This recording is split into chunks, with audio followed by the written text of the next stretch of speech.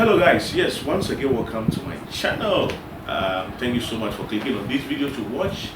My name is Niai, aka Ganiwi. As I always introduce myself, I am the guy that tells stories from Ghana and bring you unique stories, tell you places about Ghana and what to do whenever you're in Ghana. So we all remember the year of return was just last year. We had a lot of brothers and sisters from the diaspora coming down to Ghana to feel at home. A lot of people came, and I did a lot of videos on people sharing their experiences being here in Ghana, and a whole lot of, I did quite a number of videos, interviewing some people. So there's this sister, a big sister that I met, and unfortunately for me, she was out of Ghana, so we couldn't do a video on the interview. So, technology has advanced, and there are so many ways you can do whatever that you want to do. So we did a video together, and then I have the video that I want to share with you. So just stay tuned. Let's hear what she has to say on the experience being here in Ghana. In fact, she really had fun, and I want you to have a feel of what she said in the interview. Let's go enjoy the video.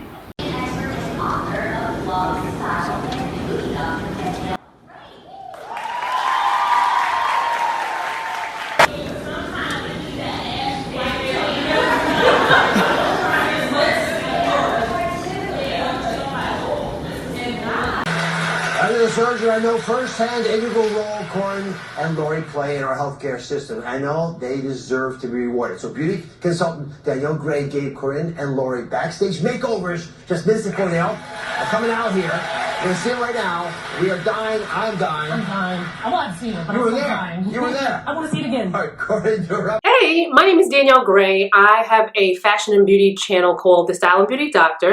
And while I haven't been on YouTube a really long time, I actually started my blog, thestyleandbeautydoctor.com, back in 2007. So I have been on the internet in the blogosphere for a long time. 13 years this November. But in addition to fashion and beauty, I also love to travel, and I also like to document some of my travel experiences. And I recently documented my experience in Ghana, which is how I'm coming to you now. Okay, so what brought me to Ghana, of course, was for one, the call for the year of return. I just thought that was like, wow, I really need to get to Ghana in 2019. Also, I had seen some of my blogger friends gone on a similar trip to Ghana. I believe they went in 2018. And a lot of them were returning again. So I said, okay, this is perfect opportunity. It was a little bit of a YOLO moment because I have to admit, I'm not much of a travel planner. I prefer to have somebody else plan things, and I just kind of pay and show up. It was a bit of a YOLO kind of thing because there weren't that many spots left, and I got one of the last spots, and I'm just very happy that I went.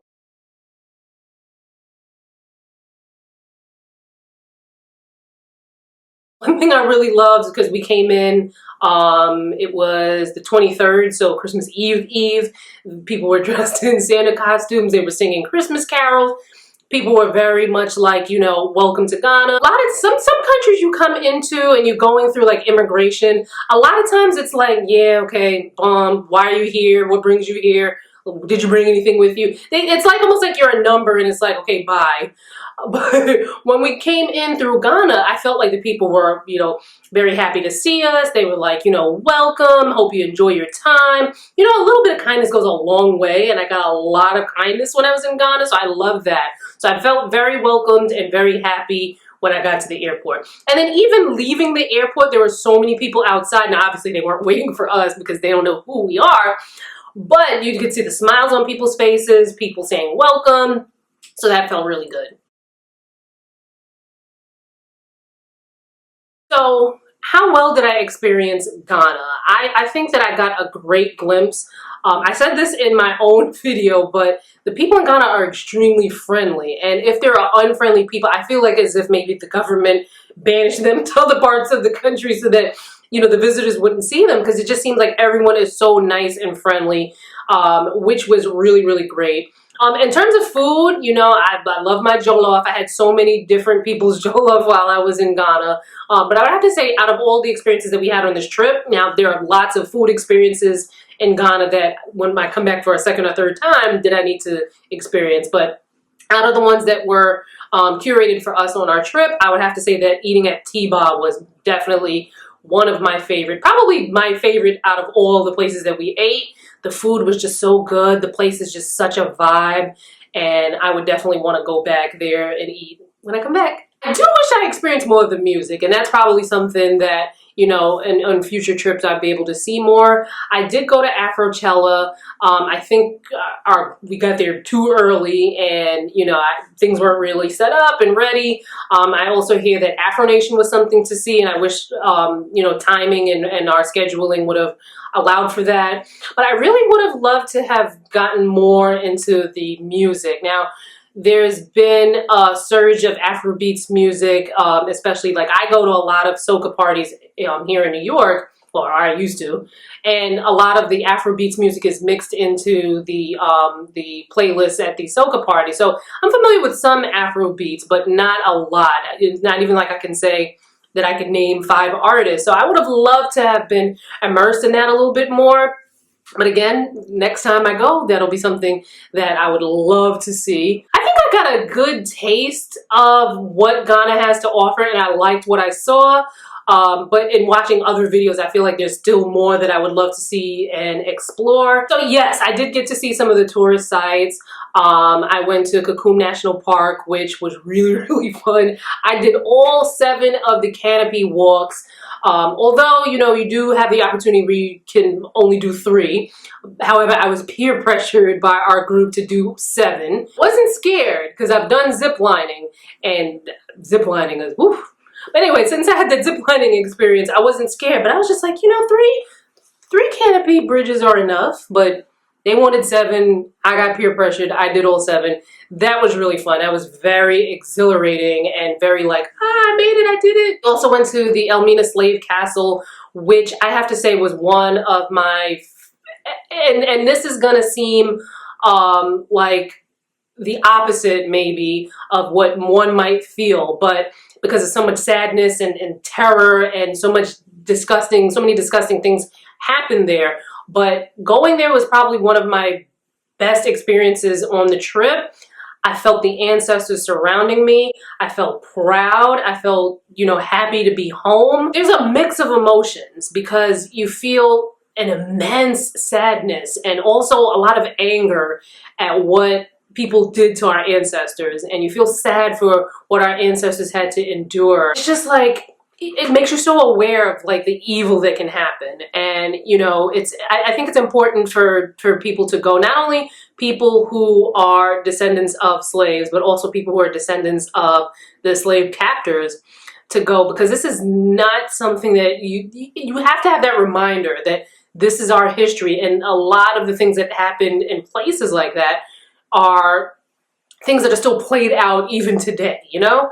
So I think it's definitely an important place to go. It's gonna be a mix of emotions, and to me, I was glad that I went, because I just felt like, again, and it's hard to articulate, but this just feeling of being amongst those who came before us and who did so much for us, you know? Anything interesting about Ghana that caught my attention?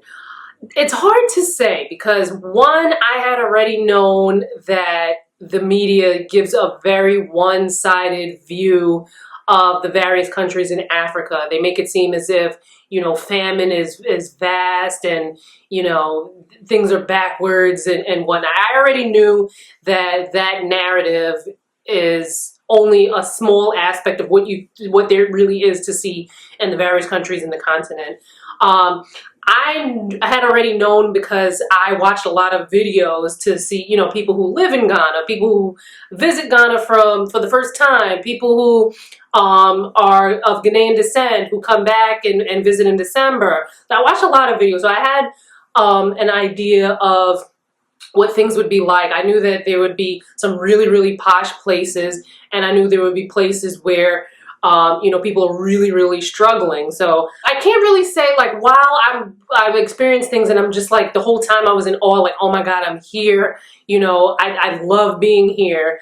I can't really say that anything was interesting because it's not as if anything like surprised me. Hopefully that makes sense, because it's not like I was like, oh my God, they have, you know, deluxe apartments. It's like, I knew that already because I saw it in a video, you know? So I would say the hospitality was definitely something. Like, I heard from before that people in Ghana were very friendly, and I've mentioned it already here. But one thing that I really enjoyed, and I noticed that there was a lot of welcome home, my sister.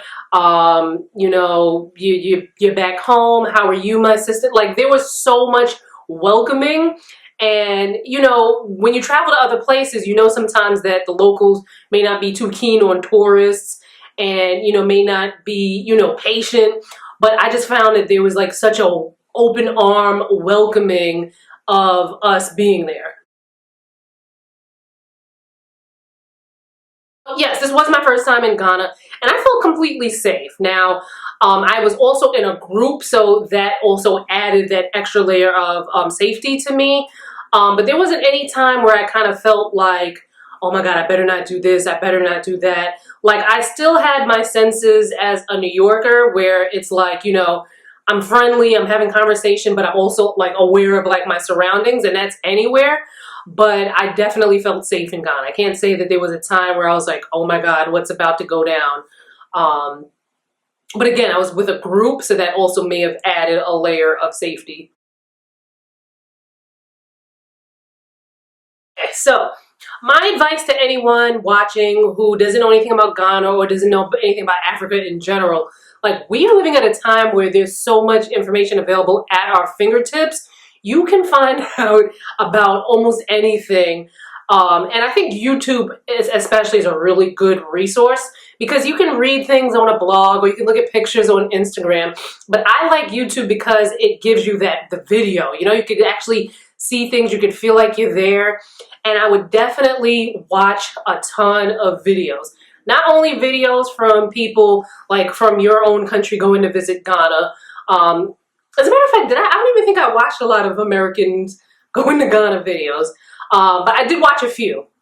I watched people from the UK going to Ghana. I watched videos from people who live in Ghana, about Ghana, people who are in various parts of the diaspora, coming back home to Ghana. I watched so many different types of videos, and, you know, I would do a lot of video watching beforehand so that you could really get a grasp, because it's crazy how much when I was growing up, if I were to only go by what I would see on these like television commercials and what they would show you in movies, if I were to go by, and it's crazy how much the way things are set up to keep us from each other.